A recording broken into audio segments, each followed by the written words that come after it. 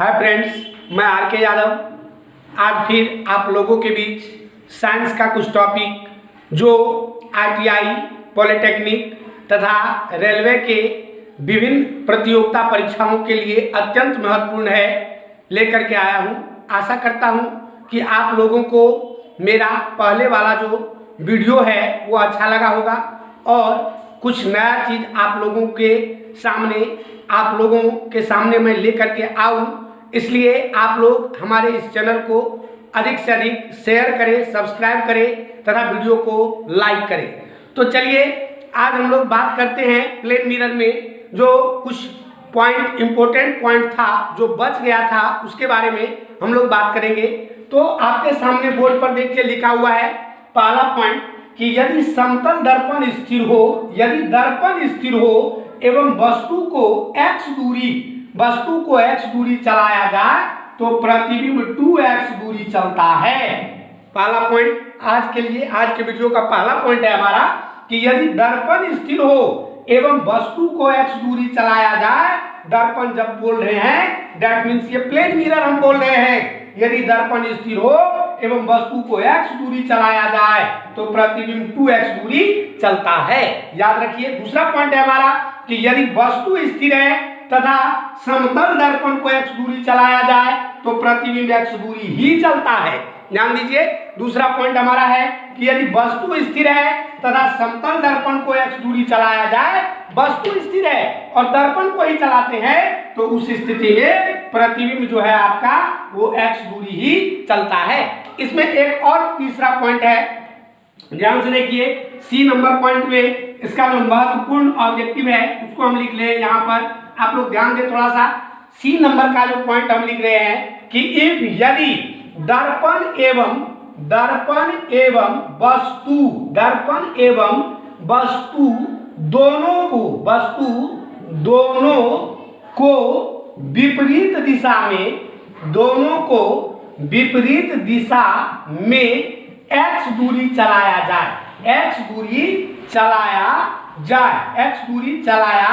जाए तो प्रतिबिंब जो है आपका, तो उस स्थिति में प्रतिबिंब आपका 3x दूरी तय करेगा। तो प्रतिबिंब आपका 3x दूरी तय करेगा। ध्यान दीजिए। यदि दर्पण एवं वस्तु दोनों को विपरीत दिशा में, दोनों को विपरीत दिशा कहने का मतलब होता है कि मान लीजिए ये दर्पण है और ये वस्तु, ये छोटा वाला स्मॉल जो है ये वस्तु है, ये मिरर है। अगर दोनों यहाँ पर रखा हुआ है और दोनों को विपरीत दिशा में x दूरी हम चलाते हैं तो प्रतिबिंब आपका 3x दूरी चलता है। तो प्रतिबिंब आपका 3x दूरी चलता है। ये था हमारा प्लेन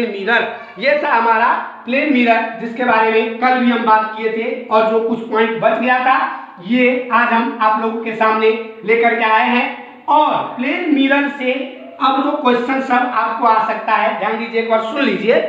इंपॉर्टेंट क्वेश्चन है, आपको पूछ देगा कि मिरर के पीछे पेंट किसका होता है। तो मिरर के पीछे पारा या चांदी का पेंट किया जाता है, सबसे पहली बात। दूसरी बात कि इमेज जो हम कल फॉर्मूला बताए थे अलग अलग केस में कि नंबर ऑफ इमेज n बराबर 360/θ-1 कब होता है, 360/θ कब होता है, उस पॉइंट को आप पकड़िए वहां पर। उसके बाद समतल दर्पण में, प्लेन मिरर में इमेज का फॉर्मेशन कैसा होता है, काल्पनिक होता है कि वास्तविक होता है, उल्टा होता है कि सीधा होता है, उस पॉइंट को आप देखिए। हम कल बताए थे कि समतल दर्पण में प्रतिबिंब जो है काल्पनिक, सीधा एवं वस्तु के बराबर आकार का होता है। समतल दर्पण का आवर्धन जो है ये +1 होता है। यही सब कंपटीशन में आने वाला क्वेश्चन है। आप यदि वीडियो को एक बार में नहीं समझते हैं तो 2 बार देखें, 3 बार देखें, लेकिन आपको 2-3 बार देखने में सारा पॉइंट, जो इंपॉर्टेंट पॉइंट है, जो कंपटीशन के लिए महत्वपूर्ण है, आपको याद ही हो जाएगा। तो चलिए आज एक बार फिर से हम लोग आते हैं अवतल दर्पण में। अवतल दर्पण का जो गुण है कुछ, उसके बारे में हम लोग बात करते हैं। ध्यान दीजिए। अवतल दर्पण जिसको हम लोग कॉनकेव मिरर कहते हैं, ध्यान दीजिए। अवतल दर्पण जिसको हम लोग कॉनकेव मिरर कहते हैं। अवतल दर्पण, हजामती दर्पण भी इसको कहते हैं, कॉनकेव मिरर भी कहते हैं। और अवतल तथा उत्तल गोलीय दर्पण का 2 भाग होता है, अवतल तथा उत्तल अगर यदि आपको पूछ दिया जाए कि गोलीय दर्पण कितने प्रकार का होता है, तो 2 प्रकार का, अवतल एवं उत्तल। अवतल एवं उत्तल गोलीय दर्पण 2 प्रकार का होता है, अवतल एवं उत्तल। यहाँ पर हम बात करते हैं अवतल, जिसको कॉनकेव कहते हैं, या इसको हम लोग हजामती दर्पण भी कहते हैं। इसका डायग्राम देखिए एक बार। अवतल दर्पण ये आपका हो गया अवतल दर्पण, यहाँ पीछे में पेंट किया हुआ है। ये इसका प्रिंसिपल एक्सिस हो गया, एक्स एक्स डैश, ध्यान से देखिए, एक्स एक्स डैश ये हो गया। यहाँ जहाँ पर प्रधान अक्ष दर्पण को इंटरसेक्ट करता है उसको हम लोग पोल कहते हैं। ये बिंदु आपका फोकस है और ये बिंदु आपका वक्रता केंद्र है। अनंत से आने वाली प्रकाश की किरण, अनंत से आने वाली प्रकाश की किरण, मान लीजिए यदि ये इस तरह से अनंत से प्रकाश की किरण आती है तो दर्पण से परावर्तन के बाद प्रधान अक्ष के जिस बिंदु पर मिलती है उसी को फोकस कहते हैं। तो चलिए ये बिंदु हमारा मिल गया फोकस, ध्यान से देखिए, ये बिंदु फोकस हो गया। हम लोग 10th क्लास में, उसके बाद इंटर में हर जगह पढ़े हुए हैं कि दर्पण में दूरी जो है ये पोल से मापा जाता है। दर्पण में दूरी जो है ये कहां से मापा जाता है? पोल से। ध्यान दीजिए, दर्पण में दूरी जो है ये मापा जाता है पोल से। और दर्पण का जो वक्रता त्रिज्या होता है जिसको हम लोग R से डिनोट करते हैं, जिसको हम लोग R से डिनोट करते हैं, और फोकस दूरी जो होता है जिसको हम लोग F से डिनोट करते हैं, फोकस दूरी को हम लोग F से डिनोट करते हैं। और ये होता है R बराबर जो होता है ये 2F होता है। R बराबर क्या होता है? 2F होता है। मतलब फोकस दूरी का 2 गुना जो है ये आपका वक्रता त्रिज्या के बराबर होता है। ध्यान दीजिए इस बात को, ये R बराबर 2F होता है। R बराबर क्या होता है? 2F होता है। दर्पण में सभी दूरी कहां से मापा जाता है? पोल से। पोल से दर्पण में सभी दूरी मापा जाता है पोल से। आपतित किरण के दिशा में, जैसे देखिए किरण ये आ रही है तो इसका दिशा देखिए इधर है, तो इसका मतलब पोल से इधर का दूरी धनात्मक होगा और पोल से इधर का दूरी ऋणात्मक होगा। आपतित किरण के दिशा में मापी गई दूरी धनात्मक, उसके विपरीत दिशा में मापी गई दूरी ऋणात्मक। इसका मतलब हुआ कि अवतल दर्पण का फोकस जो होता है, सबसे पहला बात देखिए, किरण वास्तव में आकर के यहाँ पर इंटरसेक्ट किया है तो हम कहेंगे कि इसका फोकस वास्तविक होता है। अवतल दर्पण का फोकस क्या होता है? वास्तविक होता है। दूसरी बात, इसका फोकस जो है ये निगेटिव रीजन में आ रहा है, मतलब इसका फोकस निगेटिव होगा। इसका R जो है ये भी क्या होगा? निगेटिव होगा। इसका वक्रता त्रिज्या भी क्या होगा? निगेटिव होगा। ध्यान दीजिए, इसका फोकस भी निगेटिव, इसका वक्रता त्रिज्या भी निगेटिव। और वस्तु को आप जब भी कभी रखते हैं तो सामने में रखते हैं और इधर की दूरी निगेटिव होती है, इसलिए वस्तु U जो है ये हमेशा क्या होता है? निगेटिव होता है। प्रतिबिंब सिचुएशन है, कभी इधर बनेगा कभी इधर बनेगा, कहीं भी बन सकता है। तो प्रतिबिंब के बारे में अभी हम नहीं कह सकते हैं, ये धनात्मक भी हो सकता है और ऋणात्मक भी। प्रतिबिंब की दूरी जिसको हम लोग V से डिनोट करते हैं, ये मे बी पॉजिटिव और निगेटिव, ये मे बी पॉजिटिव और निगेटिव, ये पॉजिटिव भी हो सकता है और निगेटिव भी हो सकता है। तो चलिए अब आगे बढ़ते हैं। ये F वास्तविक, अवतल दर्पण का फोकस दूरी वास्तविक होता है। अवतल दर्पण का फोकस दूरी ऋणात्मक होता है, वक्रता त्रिज्या ऋणात्मक होता है, वस्तु की दूरी ऋणात्मक होता है, प्रतिबिंब की दूरी धनात्मक भी हो सकता है और ऋणात्मक भी हो सकता है। अवतल दर्पण में R बराबर 2F होता है। अवतल दर्पण में R बराबर क्या होता है? 2F होता है। ध्यान दीजिए, दर्पण में जब दूरी हम लोग मेजर करते हैं, दर्पण में सभी दूरी को कहां से मेजर करते हैं? पोल से मेजर करते हैं। सभी दूरी को पोल से मेजर करते हैं और आपतित किरण की दिशा में मापी गई दूरी धनात्मक होती है। जब वस्तु की दूरी जब हम कहते हैं तो वो पोल से कहते हैं। ध्यान दीजिए इस बात को। प्रतिबिंब की दूरी भी कहते हैं तो हम पोल से कहते हैं, और फोकस दूरी भी जब कहते हैं तो हम पोल से कहते हैं। और उस स्थिति में जो दर्पण का सूत्र होता है, दर्पण का सूत्र जो आप 10th क्लास से पढ़ते आ रहे हैं, 1/V प्लस 1/U बराबर 1/F, यही होता है दर्पण का सूत्र। 1/V प्लस 1/U बराबर 1/F, जहां V प्रतिबिंब की दूरी, U वस्तु की दूरी और F क्या है? फोकस दूरी। ध्यान दीजिए, V प्रतिबिंब की दूरी, U वस्तु की दूरी और F क्या है? फोकस दूरी है। लेकिन ये फॉर्मूला, इस फॉर्मूला से ढेर सारा क्वेश्चन आपका बनता है। इस फॉर्मूला को शॉर्ट करके हम आगे में बताएंगे अगले वीडियो में कि शॉर्ट इसको कैसे करेंगे। डायरेक्ट आपका क्वेश्चन न्यूमेरिकल 1 से 2 स्टेप में कैसे बन जाएगा, इसको भी इस पर भी हम लोग बात करेंगे। लेकिन ध्यान दीजिए, न्यूटन साहब का क्या कहना था? न्यूटन साहब दर्पण के बारे में बोले थे। ध्यान दीजिए आप लोग, दर्पण में न्यूटन का फॉर्मूला होता है। न्यूटन को हम लोग फादर ऑफ फिजिक्स कहते हैं, ऐसे ही नहीं कहते हैं। हर एक क्षेत्र में फिजिक्स में इसका कुछ न कुछ योगदान रहा है। ध्यान दीजिए, ये अवतल दर्पण है, ये इसका प्रधान जो डायग्राम पहले हम बनाए थे एक्स एक्स डैश, ये पोल है, ये फोकस है और ये वक्रता केंद्र है। न्यूटन साहब का कहना था कि यदि डिस्टेंस को पोल से नहीं मापा जाए बल्कि डिस्टेंस को फोकस से मापा जाए, और मान लीजिए यहाँ पर ये ए भी कोई वस्तु है, ए भी मान लीजिए कोई वस्तु है, और मान लेते हैं कि यहाँ ए डैश बी डैश जो है ये प्रतिबिंब बन रहा है, ए डैश बी डैश प्रतिबिंब बन रहा है, और फोकस से वस्तु की दूरी को आप x मान लो और फोकस से प्रतिबिंब की दूरी को y मान लो। तो न्यूटन साहब का कहना था कि एफ स्क्वायर बराबर जो है ये एक्स वाई होता है, जिसको हम लोग दर्पण में न्यूटन का सूत्र कहते हैं। ध्यान से एक बार फिर सुनिए, ध्यान से एक बार फिर सुनिए। न्यूटन साहब का कहना था कि पोल से मापते हैं तो 1/v प्लस 1/u बराबर 1/f रिलेशन आपका आता है। पोल से अगर डिस्टेंस को लेते हैं तो 1/v प्लस 1/u बराबर 1/f, ये रिलेशन आपका दर्पण में आता है। लेकिन यदि आप पोल से नहीं मापे, फोकस से डिस्टेंस को मापे और फोकस से वस्तु की दूरी x हो जाए और फोकस से प्रतिबिंब की दूरी y हो जाए तो एफ स्क्वायर बराबर एक्स वाई होता है, जिसको न्यूटन का सूत्र कहते हैं दर्पण में, जिसको न्यूटन का सूत्र कहते हैं दर्पण में। ध्यान दीजिए, ये एफ स्क्वायर बराबर एक्स वाई न्यूटन का सूत्र दर्पण में, और इस फॉर्मूला पर बिहार पॉलिटेक्निक में कई बार क्वेश्चन पूछ चुका है, ITI में भी कई बार क्वेश्चन एफ स्क्वायर बराबर एक्स वाई पर आ चुका है। ध्यान से देखिए इस फॉर्मूला को, जो क्वेश्चन इस फॉर्मूला पर बनेगा वो आप डायरेक्ट जब 1/v प्लस 1/u बराबर 1/f पर दीजिएगा तो आपको नहीं बनने वाला है वो क्वेश्चन, क्योंकि इसमें आपको क्या देता है, कैसे क्वेश्चन पूछता है, इसको इस पर भी हम लोग बात करते हैं। ध्यान दीजिए, आपको क्वेश्चन में दे देगा कि अवतल दर्पण के फोकस से, ध्यान दीजिए क्वेश्चन देगा कि एक अवतल दर्पण के फोकस से, एक अवतल दर्पण के फोकस F से वस्तु एवं प्रतिबिंब, वस्तु एवं प्रतिबिंब की दूरी क्रमशः, वस्तु एवं प्रतिबिंब की दूरी क्रमशः, वस्तु एवं प्रतिबिंब की दूरी क्रमशः, ध्यान दीजिए वस्तु एवं प्रतिबिंब की दूरी क्रमशः कितना, मान लीजिए 10 एवं दे दिया 10 एवं दे दिया 20 सेंटीमीटर है, 20 सेंटीमीटर है, 10 एवं 20 सेंटीमीटर है मान लीजिए, तो फोकस दूरी F क्या होगा, तो फोकस दूरी क्या होगा।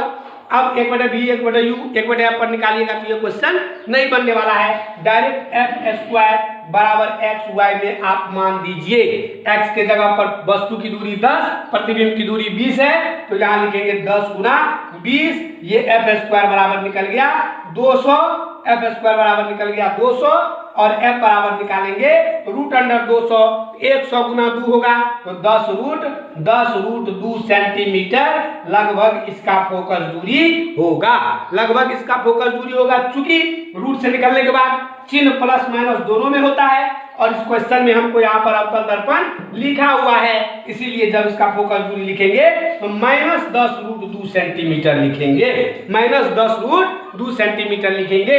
इस टाइप का क्वेश्चन न्यूटन के फॉर्मूला पर आता है।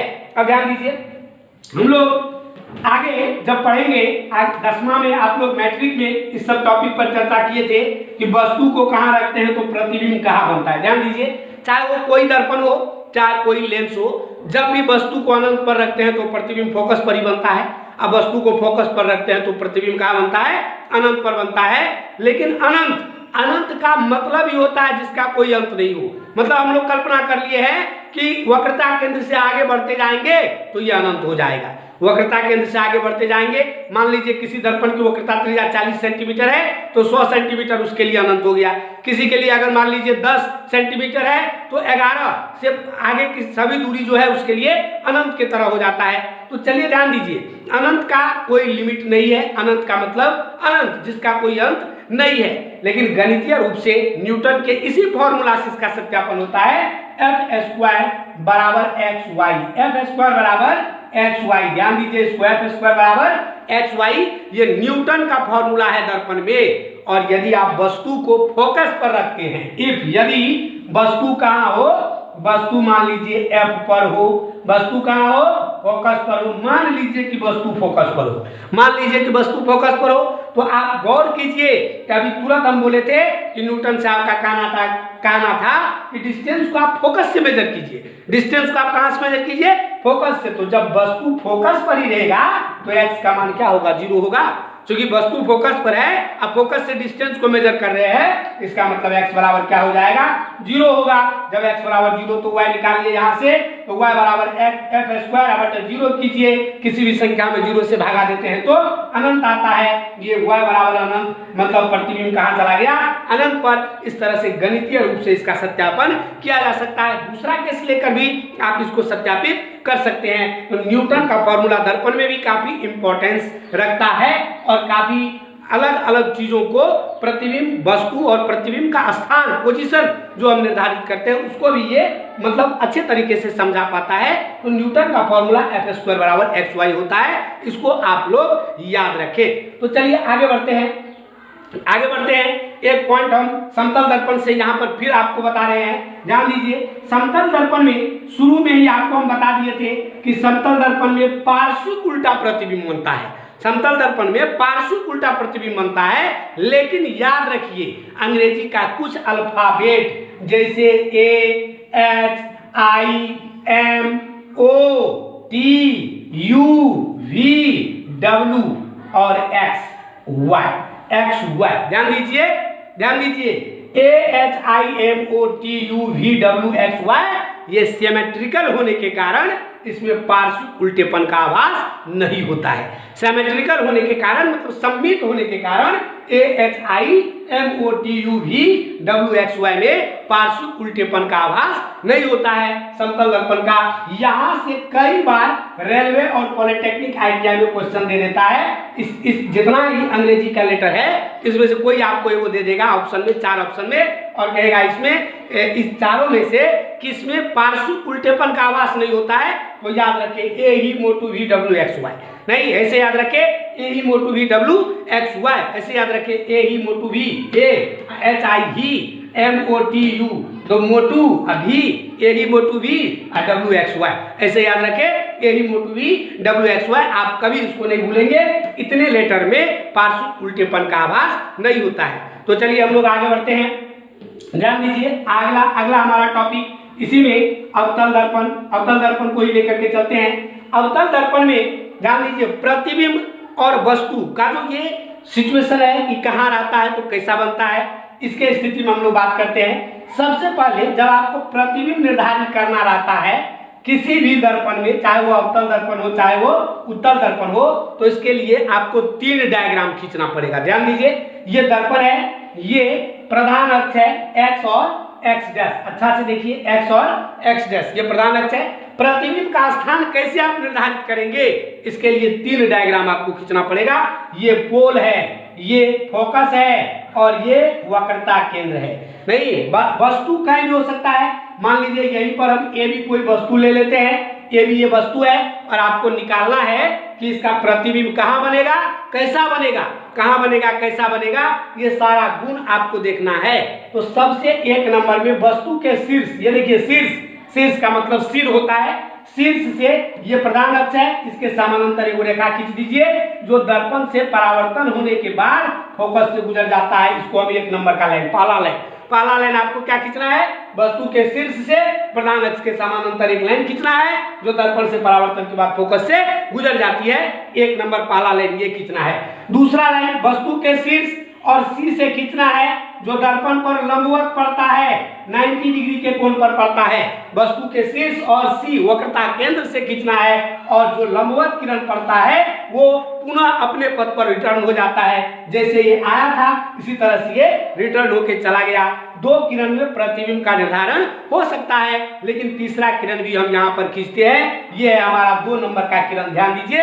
और तीसरा किरण आपको खींचना है, ये वस्तु के शीर्ष और फोकस से खींचना है, वस्तु के शीर्ष और फोकस से खींचना है, वस्तु के शीर्ष और फोकस से खींचना है। ध्यान दीजिए इसको, वस्तु के शीर्ष और फोकस से खींचना है जो दर्पण से परावर्तन के बाद प्रधान अक्ष के समानांतर चला जाता है। और ये तीनों किरण, ये 3 नंबर का किरण है, ये तीनों किरण जहां मिलती है या मिलती हुई प्रतीत होती है वहां पर प्रतिबिंब बनता है, वास्तविक या काल्पनिक। क्योंकि यहाँ पर मिलती है तो ये यहाँ पर ए डैश और बी डैश ये प्रतिबिंब बना। अब आप खुद ही देखिए कि वस्तु जो था हमारा अनंतर वक्रता केंद्र के बीच था, प्रतिबिंब देखिए सी और एफ के बीच में बना।